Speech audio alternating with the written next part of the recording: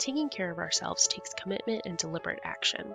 First, we need to become aware of the emotions that we're experiencing. We recommend checking in on the mood meter and asking, where am I right now on the mood meter? What might be causing this feeling? What's the word or words for my feeling? Next, we can ask ourselves if we want to keep that feeling or change it. Sometimes we just want to allow a feeling, like sadness or grief, even when it's uncomfortable. In that case, like with all feelings, it's helpful to accept the experience and not be incapacitated by it. At other times, we might choose to shift our feelings because they're getting in the way of accomplishing our goals.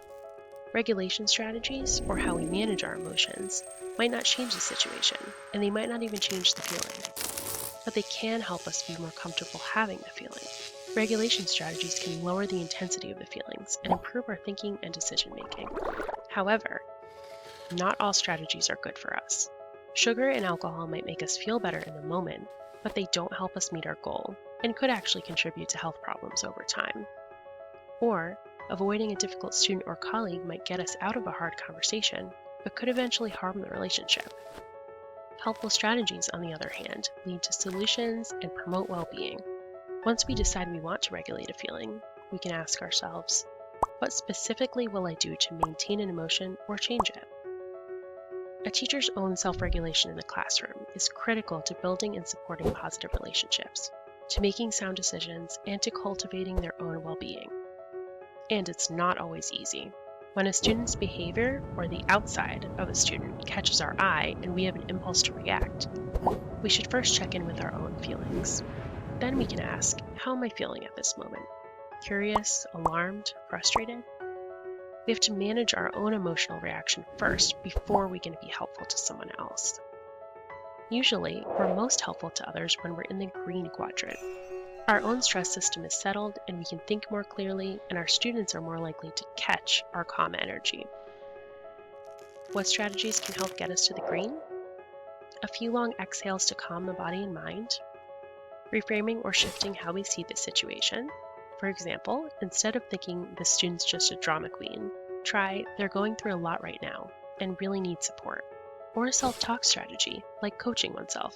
For example, you can be a calming influence here, instead of this is just totally out of control.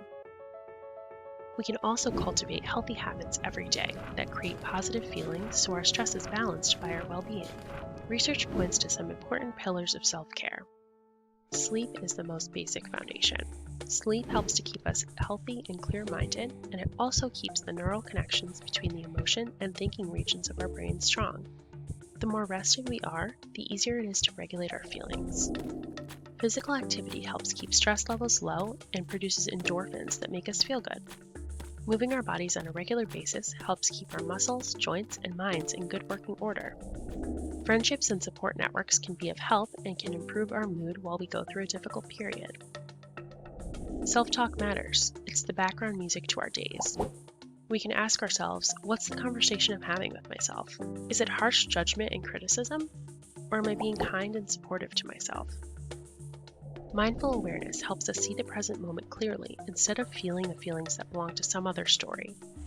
Mindful breathing, especially long exhalations, activates the vagal nerve and the calming parasympathetic system. Nutrition fuels our bodies and minds. Fresh foods, when available, in regular intervals throughout the day, help us to have sustained energy and high-quality fuel for our bodies and brains to function at their best. Play. We can make time for the activities we love. Reading, writing, creating, singing, dancing, playing sports, connecting with our social or spiritual communities. Keep a growth mindset. We're deserving of our own compassion and forgiveness. No one gets it right all the time. We all make mistakes and we're all works in progress. And finally, let's be realistic about what we can and can't do about the stress in our classrooms. Keeping reasonable expectations and boundaries can help. For example, can we change our students' past experiences? We can't, but we can change their future by being a resource, a mentor, a role model, and by sharing our beliefs in their potential.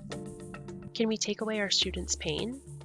Probably not, but our calm presence and trustworthy support will help them to feel connected, secure, and to know that they matter. Can we promise our students a rosy future? Not necessarily, but teaching them emotion skills will increase their chances of well-being and success. Remember, as teachers, our own emotions require careful attention first. Our regulation skills, our self-care, and our relationships are what will support us for the long term. We need to be resilient to bring our best, most creative and flexible selves to difficult moments. Then we can be safe harbors for our students in need.